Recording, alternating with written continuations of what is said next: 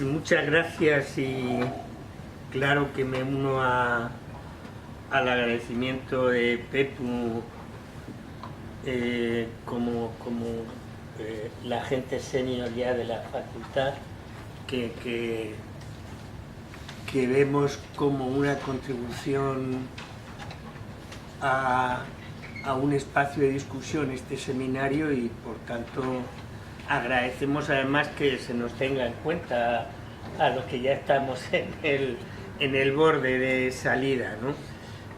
A mí me da mucha tranquilidad que haya intervenido el profesor Juste, que es quien tiene los conocimientos técnico-jurídicos en bastantes campos que tienen relación con algunos de los problemas, de los muchísimos problemas que plantea esa crisis que era un poco el título genérico que nos invocaba esta sesión, crisis de inmigrantes o respecto a inmigrantes, crisis respecto a refugiados, que algunos hemos querido circunscribir en el caso del contexto más inmediato a una crisis europea, no a una crisis de refugiados e inmigrantes.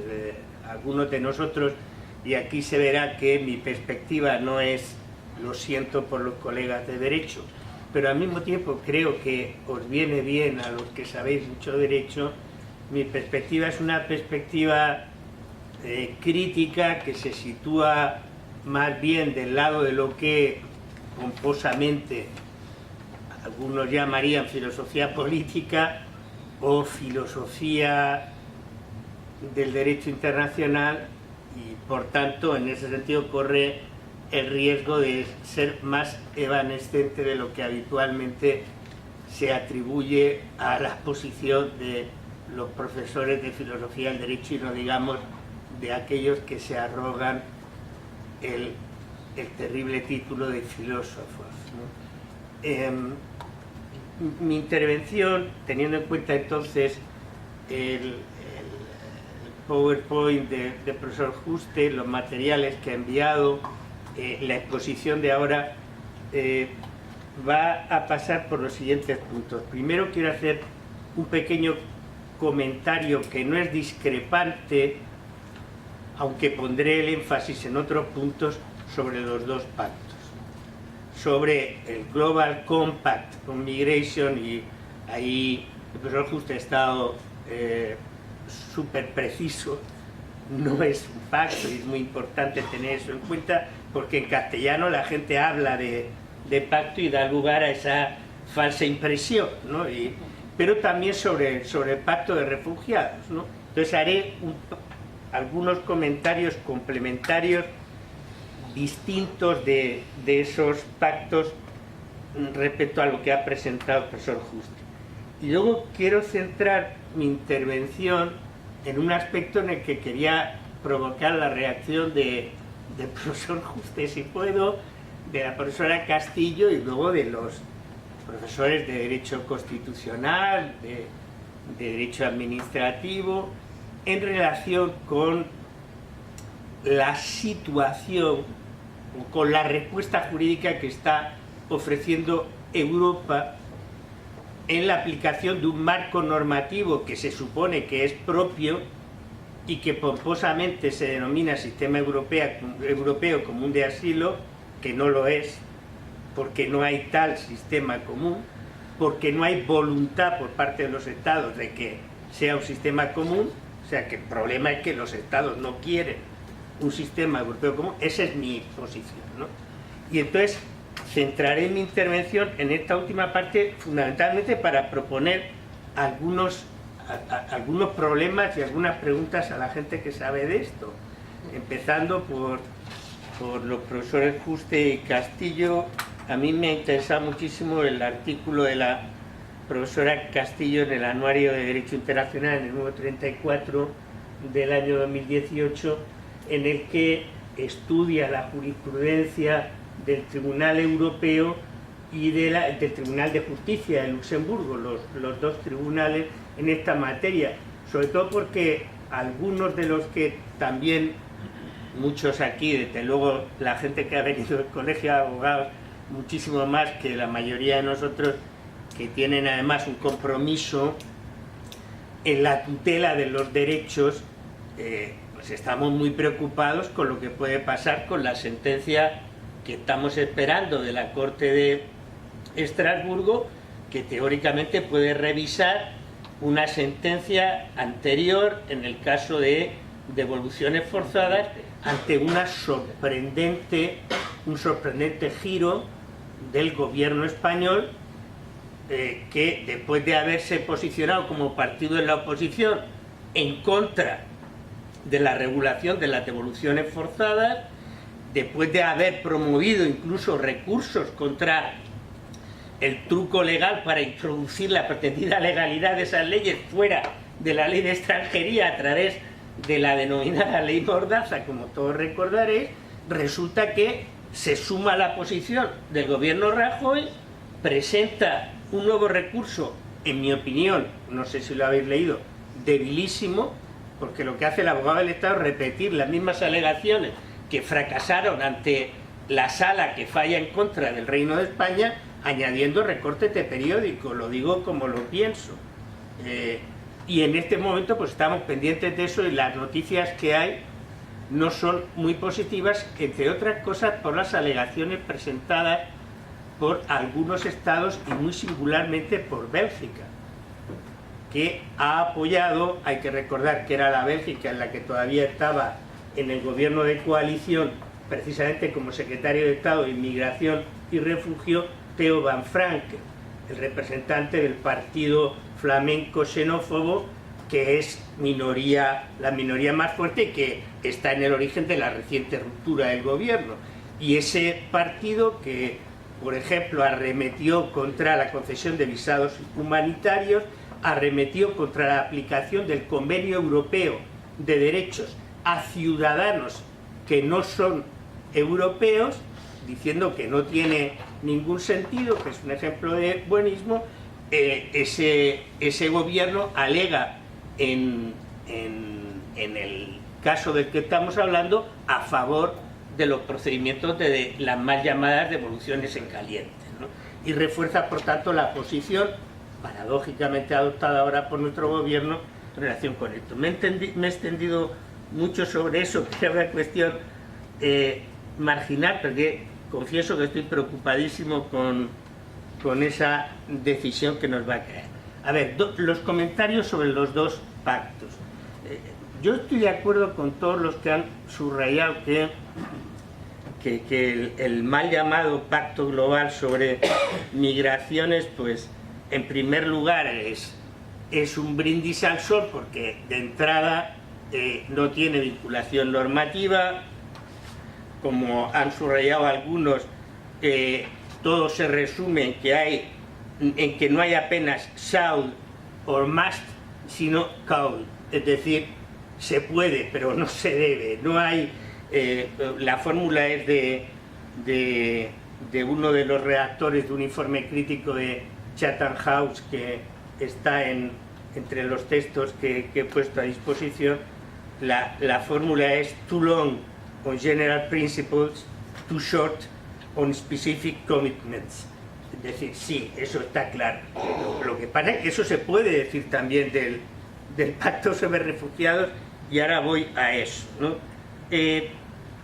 Sin embargo, es decir, diciendo todo eso, reconociendo todas las limitaciones y problemas, yo encuentro en el pacto elementos de utilidad desde la perspectiva, si queréis, de filosofía política o de un nuevo enfoque. Lo ha subrayado eso el profesor Juste, una nueva manera de entender el fenómeno en sí y los criterios para responder.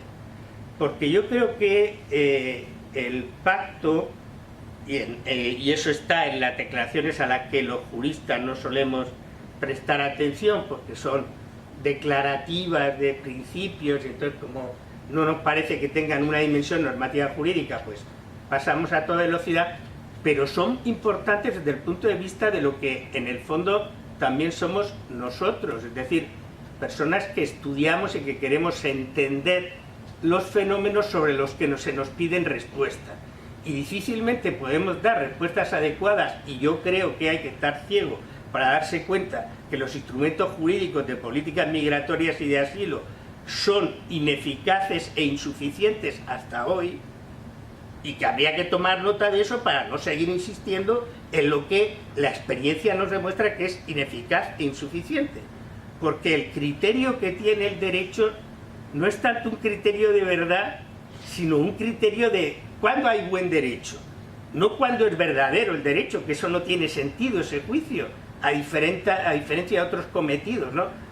Lo siento, es un rollo de profesor de filosofía del derecho, pero es importante decirlo.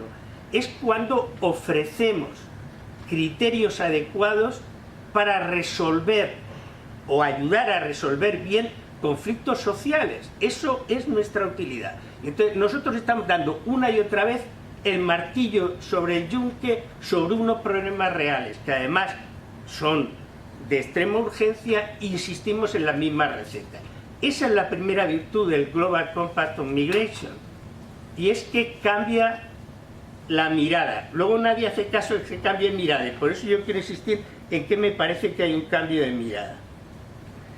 Yo creo que hay una ruptura con la representación tópica de las migraciones, que tiene que ver con lo que el pacto insiste, y yo estoy insistiendo personalmente mucho, y es romper con una, que yo considero, narrativa tóxica que domina en la opinión pública e incluso en la supuesta opinión ilustrada sobre las migraciones, y que, como más subraya el profesor Juste, si uno le examina a fondo, no es que sea malintencionadamente y por tanto falaz, sino que es directa y simplemente ignorante y mentirosa, es decir, ignora los datos. Seguimos con, por ejemplo, y el pacto cambia esa mirada, con la impresión de que las migraciones son movimientos sur-norte determinadas por condiciones de expectativa de mejora en el ámbito laboral. Eso es mentira. Eso hoy es mentira. Lo ha subrayado el profesor Juste, y yo creo que hay que insistir en eso. El volumen fundamental de la movilidad migratoria se produce en sentido sur-sur, y no tiene que ver solo ni primordialmente con la mejora de condiciones laborales de vida. Esto tiene que ver con otra cosa que me parece importante, que pese al lenguaje onusiano este tan horrible, a mí me parece que está detrás, y es la ruptura del enfoque propio de otras etapas del capitalismo global, porque el paradigma económico y social internacional impone otra dimensión tecnoeconómica de la actual etapa de proceso de globalización frente a las migraciones tradicionales. ¿Eso en qué se concreta? Pues yo diría en 2 o 3 rasgos que debiéramos tener en cuenta a la hora de ponernos a hacer soluciones técnico-jurídicas sobre cómo responder a los desplazamientos migratorios.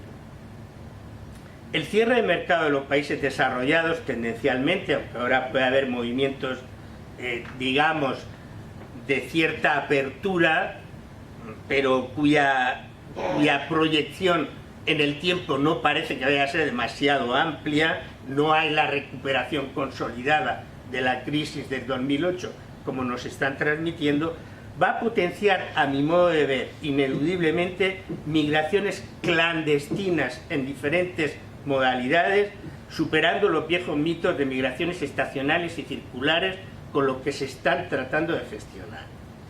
Y serán clandestinas en la medida en que no se aborde esas características y no se establezcan vías legales, o al menos vías de regulación, que permitan accesos legales. Ahora y en el futuro inmediato, y eso es el segundo rasgo, me parece muy importante, del cambio, es decir, ¿hay nuevos rasgos de los movimientos migratorios? Sí. El pacto habla de una nueva movilidad que se caracteriza porque convergen la vieja distinción entre refugiados e inmigrantes.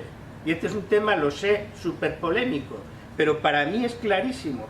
El porcentaje más amplio de los desplazamientos de movilidad humana, y creo que un acierto del pacto es hablar de movilidad humana y de movilidad humana forzada, extendiendo el adjetivo forzado no al que tradicionalmente los juristas hemos acordado, los refugiados, que huyen de persecución, por eso son forzados, sino entendiendo que buena parte de las que nosotros seguimos llamando migraciones laborales son en realidad migraciones forzadas también.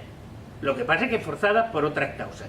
Y además emerge un nuevo tipo de factor de desplazamiento, de movilidad humana, cuya importancia en los próximos decenios va a crecer exponencialmente. Todos los cálculos de geografía humana, de los departamentos de geografía humana de Naciones Unidas, del Banco Monetario, del Banco Mundial, del Fondo Monetario Internacional, hablan de esto, de lo que, ya sé que los de Internacional me vais a pegar, y aquí está también el patrón, de los desplazados climáticos. Me da igual que los llamemos como los llamemos, que es verdad que no son refugiados climáticos, pues ya lo sé que no son refugiados, pero es una realidad a la que no podemos echar la mirada a otro lado diciendo, ah, no, estos o son refugiados o son inmigrantes. No, mire usted, aquí viene un problema absolutamente masivo de desplazamientos forzados, que son movimientos mixtos, que además incluso en las rutas provocan rutas mixtas que hacen que sea más difícil la distinción, y a la que tenemos que dar respuesta, que tiene que ver no solo con los desastres, con los más llamados desastres naturales, o con el cambio climático, que no es solo producto de desastres naturales, claro, es producto de políticas depredadoras en buena parte de los países desde los que se originan los desplazamientos climáticos. Si uno piensa, basta con que penséis en ese desastre que contribuyó a crear George Clooney, Sudán del Sur, un estado que no existe, que es el último estado, me corregís, en pertenecer a Naciones Unidas, ¿no? Y que está generando continuamente un éxodo masivo, ¿no? Por hambrunas, pero también por las presiones etnotribales que ya estaban en el origen del viejo estado de Sudán. Si a eso añadimos situaciones similares en la República Centroafricana, de la que aquí no hablamos, en los estados del oriente de Nigeria, donde está Boko Haram, en la presión que hay sobre Mali, que no es ajena al hecho de que Mali tenga los mayores depósitos de uranio, de lo que se beneficia Areva, la internacional francesa, que Francia es el primer país en industria nuclear civil, y por eso la presencia de Francia ahí, que no es una presencia, como nos están contando, solo en términos de combatir las franquicias del terrorismo de Azawad que hay ahí. Ahí hay un problema de cómo controlar esos recursos, ¿no? Y un problema también de la lucha contra la penetración de China en una parte de África y en la adquisición de materias primas, que ha ganado absolutamente a Estados Unidos y que amenaza los restos de influencia de la francofonía o de la comunidad francesa, ¿no? Entonces, esto primero a mí me parece importantísimo. Y entonces, ¿qué respuesta vamos a dar a eso? Mis colegas de Derecho Internacional siempre me salen por la tangente. Llevan, con todo respeto, 30 años, porque algunos hemos descubierto lo de los refugiados climáticos ahora, pero los de Derecho Internacional lleváis discutiendo de este tema desde hace 25 o 30 años, ¿no? Sin darle una solución. Es decir, ¿qué solución jurídica damos a este fenómeno que no encaja en la noción de persecución, pero que está generando una demanda de protección? Y una demanda de protección, no solo una demanda de respuesta ante flujos que vienen aquí porque quieren trabajar, no, eso va a pasar. Y va a pasar en la medida en que se compliquen recursos como el agua cada vez más. La segunda nota de esa novedad, estoy extendiéndome mucho en este pacto, pero me parece importante subrayarlo, es el carácter masivo, ¿no? Por el número, pero también por el amplísimo contexto común geográfico, social y económico, desde la extensión de la desigualdad radical y de la carencia de expectativas de vida a las amenazas al medio ambiente. Y a eso se une un tercer factor del que no somos conscientes suficientemente en nuestra acomodada Europa, y es la potencialidad para poner en jaque la capacidad de los estados nacionales para responder a esos movimientos. Y eso tiene relación con un efecto rebote, que es la tendencia creciente a una respuesta punitivo-defensiva. Es decir, eso es visto cada vez más en términos de seguridad e incluso de defensa. Y entonces los instrumentos que se disponen son instrumentos de seguridad y defensa, incluso a la hora de modular el viejo recurso de externalización de fronteras o de externalización del control migratorio, que es, por ejemplo, la gran apuesta que tiene en este momento el gobierno Sánchez. Después de todos los vaivenes, el gobierno Sánchez ha optado por decir Marruecos es la solución. Y entonces tapemos la vía de acceso, que es los 14 kilómetros del Mediterráneo, dando dinero a Marruecos como sea, y beneficiando a Marruecos en su posición en relación con la Unión Europea. Y eso lleva hasta extremos tan disparatados, no puedo callarme eso, como el que la Secretaría de Estado de Migraciones declara en Bruselas que Marruecos es un país seguro que respeta los derechos humanos. Claro, si uno parte de esa consideración, pues no podemos seguir hablando, porque eso es ignorar la realidad. Y entonces eso va directamente contra otro aspecto que me parece que el pacto trata de poner en el foco, y es la toma de conciencia del incremento de los elementos de riesgo por parte de los protagonistas de las manifestaciones de movilidad humana. Es decir, gente que cada vez tiene más baja la garantía de sus derechos en esos desplazamientos, está recibiendo cada vez más un estándar más débil de derechos e incluso de respeto de principios del Estado de Derecho. Y eso a mí me parece gravísimo. Es decir, yo no creo que... O sea, el objetivo del pacto, naturalmente, es la gobernanza global. La gobernanza global tiene que ver con un desequilibrio en términos de la desigualdad económica y política entre los países que reciben cuando quieren o quieren recibirlo cuando quieren la mano de obra que quieren, y los países que generan, porque el índice de desarrollo humano es el que es, en esos generan un efecto de salida, ¿no?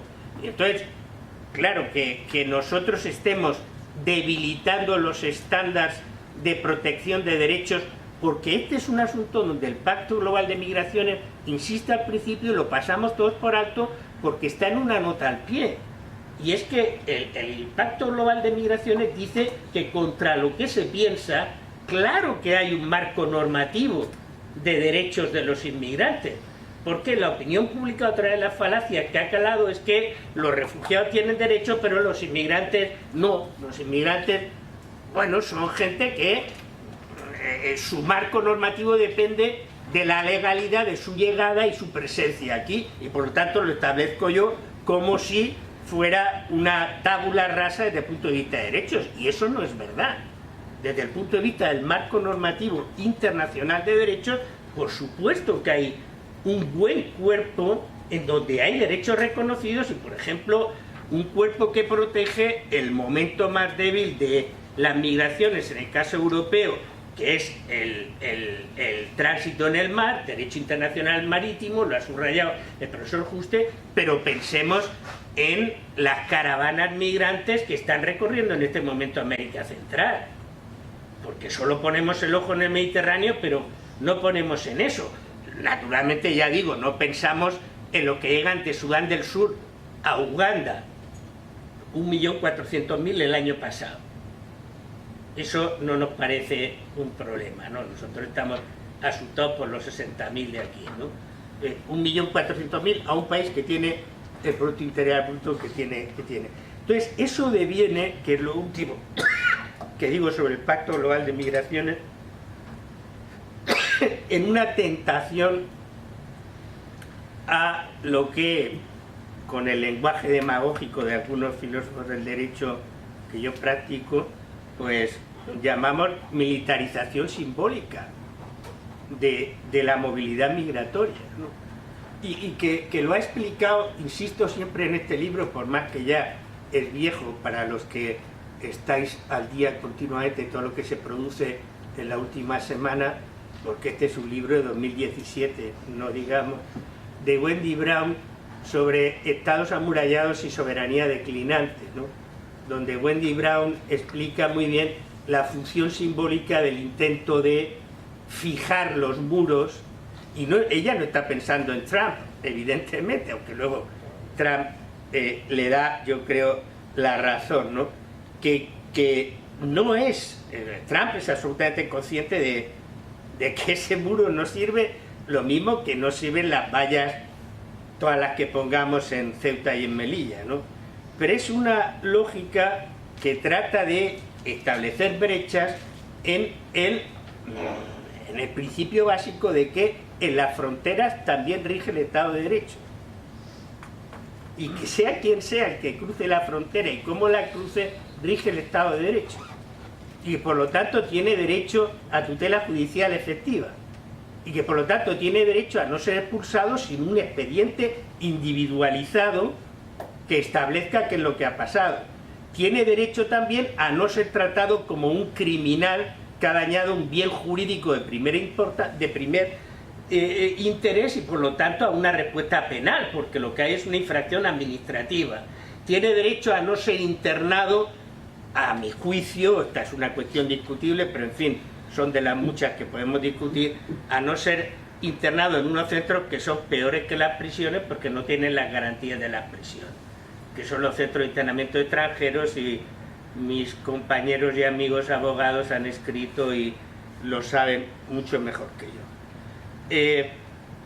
Un último punto del Pacto Global que trae cuenta de la Declaración de Nueva York, como insistía el profesor Juste. Lo siento. Un último punto que a mí me preocupa y en el que yo quería provocar también respuestas de los juristas que sabéis, ¿no? Si hay un eslabón débil en la movilidad migratoria son los menores. Un tercio de los refugiados, paso ahora al tema de refugiados, un tercio de los refugiados tienen entre 10 y 23 años. Un quinto de los refugiados, algo más, casi un cuarto estadísticamente, tienen menos de 16 años. ¿Cómo estamos tratando a los menores inmigrantes y refugiados? Y no me refiero solo a esos que, en el caso de la terminología al uso, llamamos menores extranjeros no acompañados, MENAS, ¿no? Yo creo que aquí hay un problema gravísimo. Hay un problema gravísimo en el que ninguna de las recomendaciones que había en la declaración de 2016 y que hay en el pacto, y tanto en el pacto de refugiados como en el de migraciones, están, digamos, incorporadas con garantías a la mayor parte de los Estados miembros.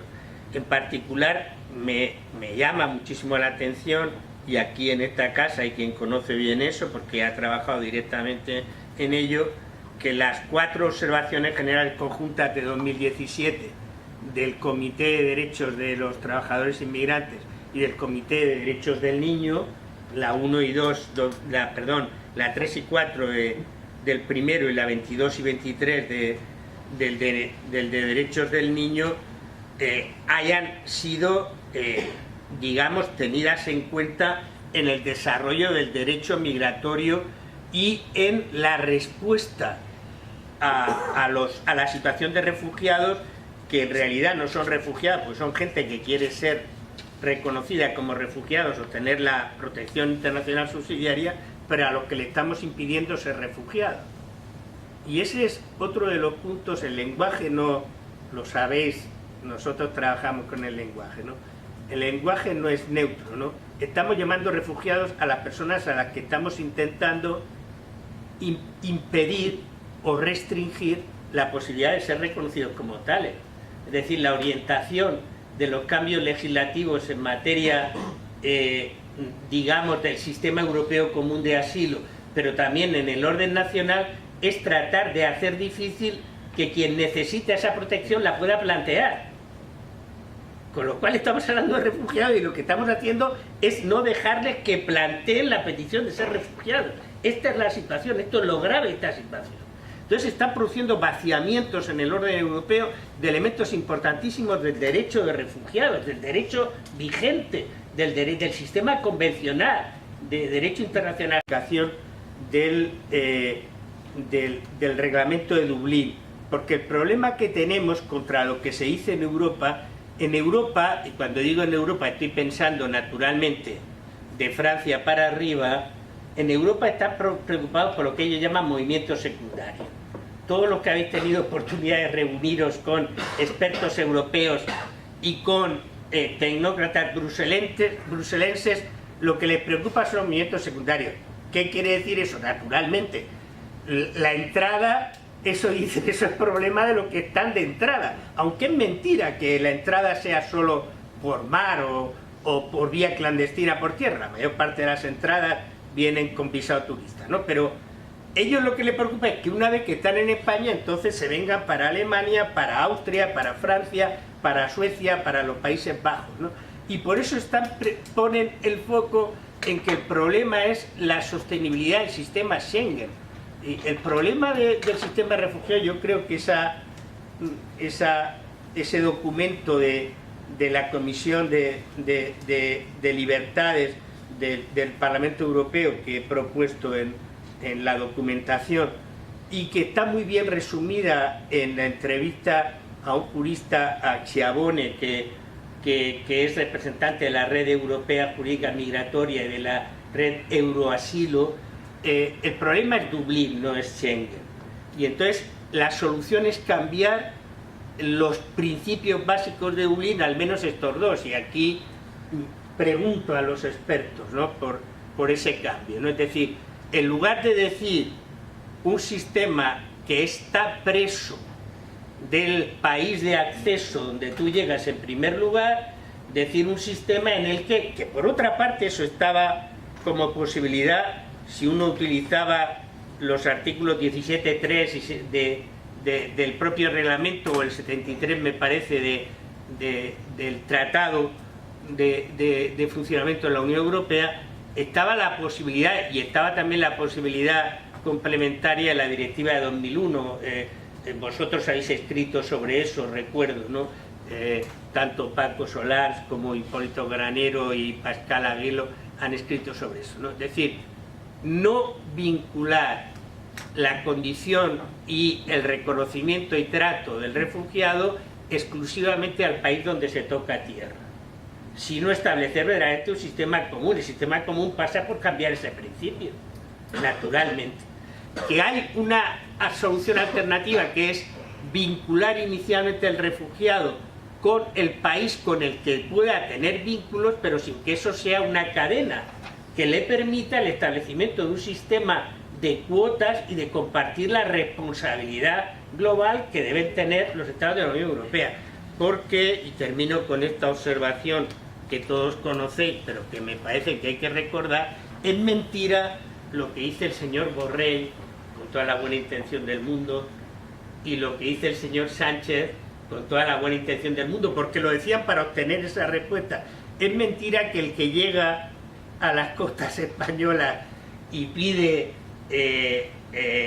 la protección internacional esté llegando a Europa. No llega a Europa, llega a España o llega a Italia, y ese es el problema, y por eso no hay un sistema europeo común de asilo.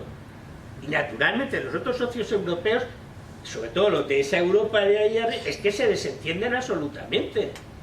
Incluso los que parecían estar de acuerdo con Sánchez, que por eso Sánchez y Borrell insisten todo el rato, Europa, Europa, no, mire usted, con el sistema, con el marco normativo en la mano, eso no es así. Esos están en España o están en Italia, y eso es asunto suyo, y por eso se los tiene usted que tragar.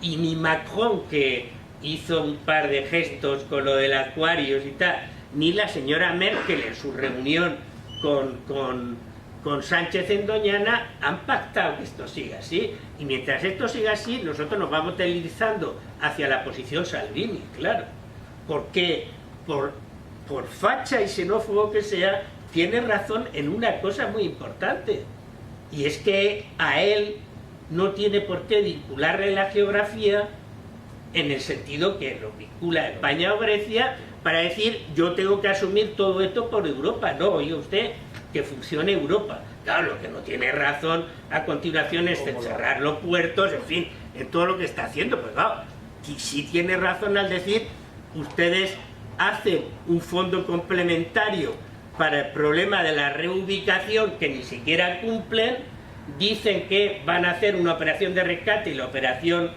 EUNAVFOR Med, mal llamada Sofía, está a punto de desaparecer, como sabéis, ya se ha retirado Alemania, está a punto de, bueno, Reino Unido naturalmente está fuera, está a punto de retirarse Bélgica y Francia está contemplándolo también, y mientras tanto nosotros, con condiciones de leguleyo, para impedir que los barcos rescaten a personas que necesitan el cumplimiento de un deber jurídico elemental, que está contemplado también en Derecho Internacional del Mar, como nos ha explicado el profesor Juste, que es el deber de socorro en el mar. Entonces, claro, que me digan que existe un sistema europeo común de asilo y que estamos dando pasos favorables a la garantía de quien tiene esa necesidad, pues me sigue resultando una mala broma, ¿no? Pido perdón naturalmente por no haber tenido la capacidad del profesor Juste para intervenir con su precisión y concisión.